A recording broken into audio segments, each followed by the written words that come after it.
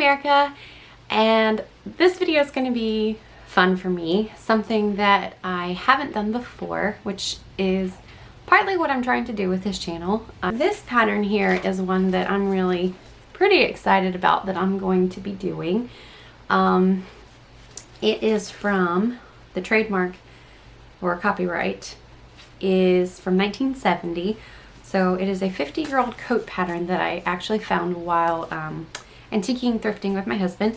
And I've been wanting a vintage coat for a long time, but we really don't have a good place to shop for them around us where I can actually hold it. And so I just decided to make one, especially when I found the pattern. I've never actually worked with a pattern this old before, so this is going to be fun. I've already looked through a lot of these things, and it's one size. It has all of its pattern pieces here. I've already gone through it. They're very fragile, so I'm going to transfer them onto my own pattern paper. Also, these are not the correct size. They're close, but not quite correct, so I'll have to do some changing and working with it to turn it into my size. So this one is like one size smaller than where I typically fall. So I know I can upsize that pretty well. So for the project, I actually spent birthday money on it. I'm really excited. I got this beautiful, beautiful burgundy wool. That's going to be the outer layer. And then the interlining is going to be this fleece. And then this will be the lining layer on the inside. So off of an Etsy shop, I did find these coverable buttons that I'm going to use for the front buttons of the coat, and just some thread I've had for a long time.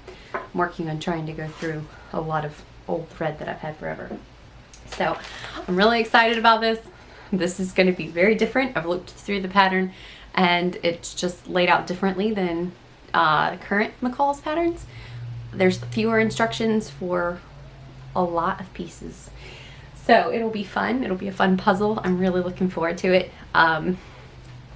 My grandmother is really excited for me. She keeps asking if I've started this, so here we go. I'm starting it, and I'm going to film the process of it and see how it goes. Let's dive in. Alright, so like I said, I'm just starting with transferring the pattern pieces onto my own pattern paper. For what I'm doing right here, I did add a 1/2 inch all around on most of the coat pieces because, like I said, this pattern was slightly smaller than what I typically wear.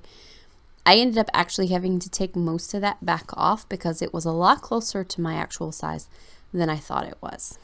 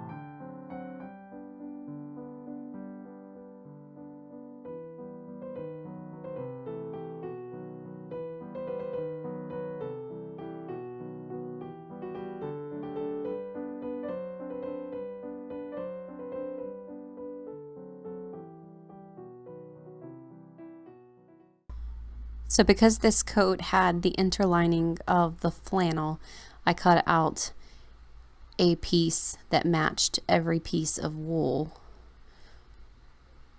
for the pattern. So here I'm just laying it on top of each other in preparation for flatlining them together to treat them as one piece. Because they were so large, and I really didn't have time to sit there and go around it by hand, but I didn't want to put it under the machine and have them shift. I used a bunch of pins to pin it in place, and I've done this before. It's not the most ideal, but it works.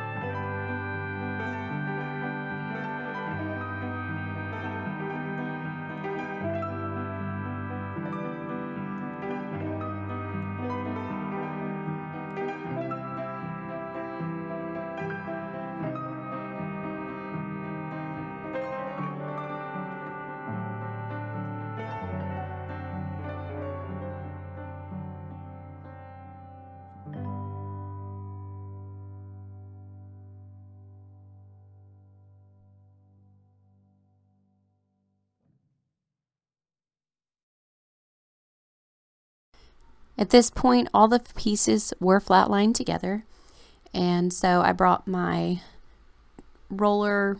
I'm not sure what the official name is excuse me, but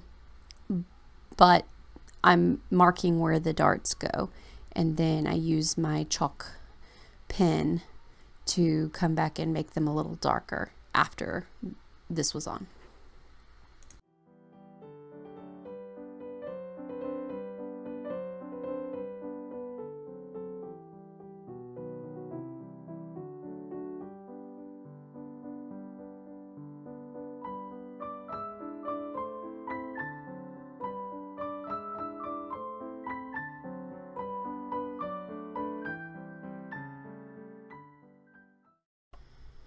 Okay, so these are the pockets. I had to put the darts in the front pieces, and I think that was the only thing that had to be done first, and then the pockets were next, because then the pockets went on top of the outside but over where the darts were, so I wouldn't have been able to do the darts afterward.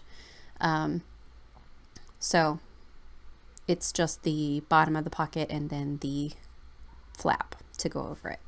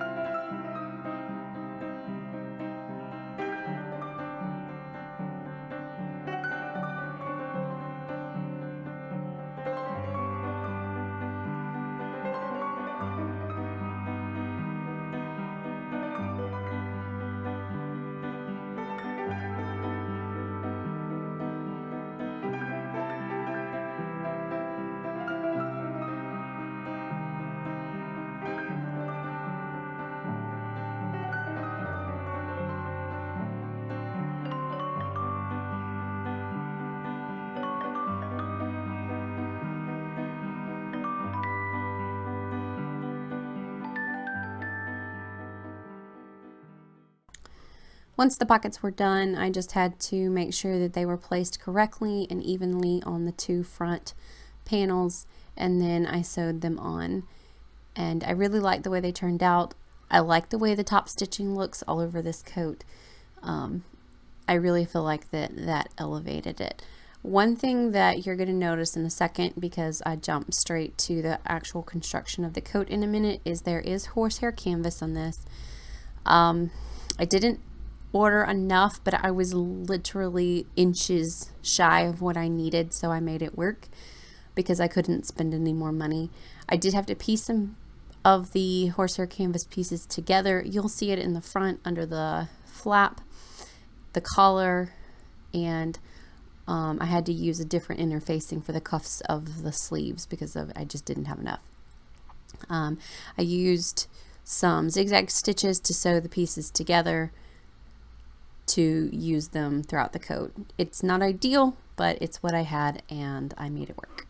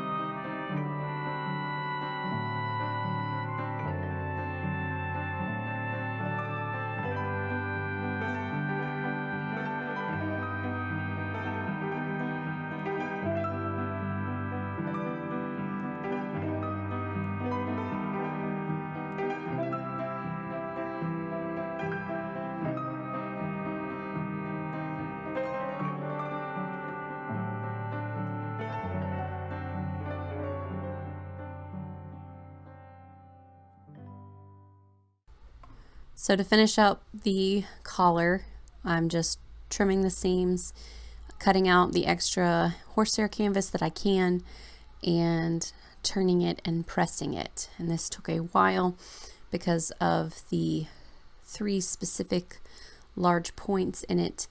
And then once that was pressed, I stitched it down for a top stitch all the way from the front hem of the right side all the way around the coat to the front hem of the back side.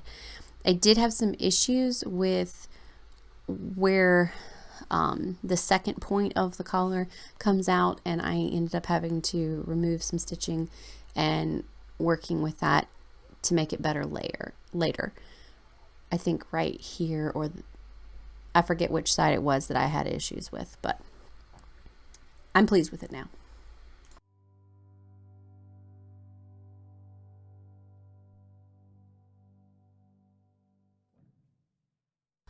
So for the sleeves, I actually do not hate sleeves as much as I think a lot of people have said that they do. I actually like putting sleeves in garments way more than doing a no sleeve garment. And I'm thrilled with how these turned out. I love the cuffs. I ended up putting 3 little covered buttons on each cuff. As you can see, that's regular interfacing, not horsehair canvas. That was where I didn't have enough. And I think the canvas worked, not the canvas, the interfacing worked pretty well. So just sewing it together, getting it turned inside out, and then in a minute I'll show stitching down the inside of the cuff flap so that it lays properly.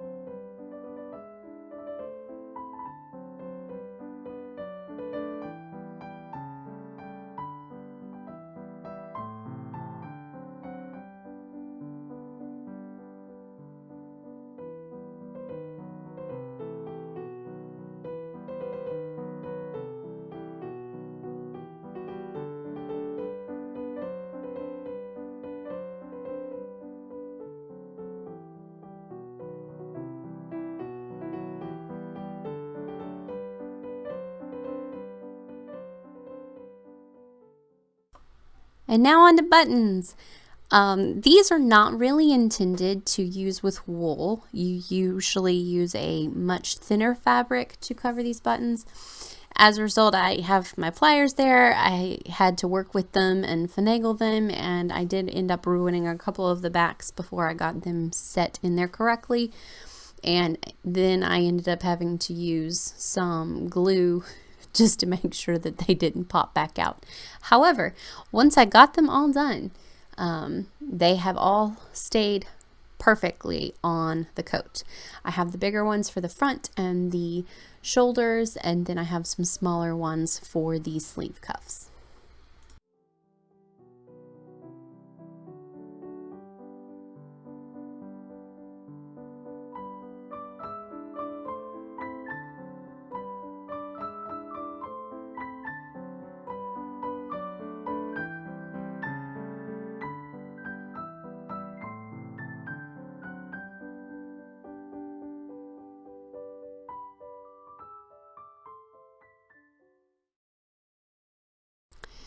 I think cutting these buttonholes was probably the most nerve-wracking part of the whole project because I was cutting into my beautiful wool.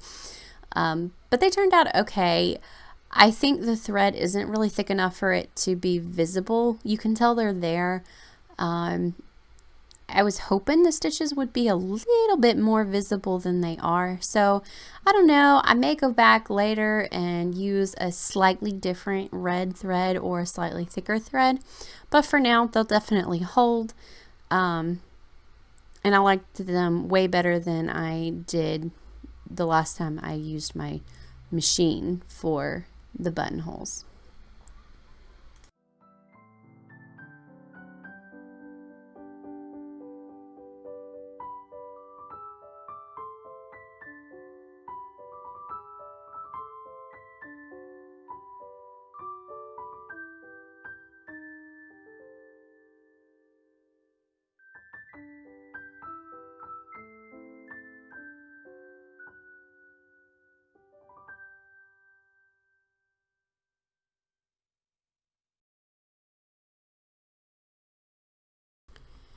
I did end up, as you see here, tacking down the collar flap. It just kept it exactly where I wanted it, and it isn't popping up. I think right there is before I fixed that flap, as you can see on the right there, because it doesn't look like that now. But pretty much there we are, done. I love it. It's warm, it's long, and it's amazing. Thanks for watching.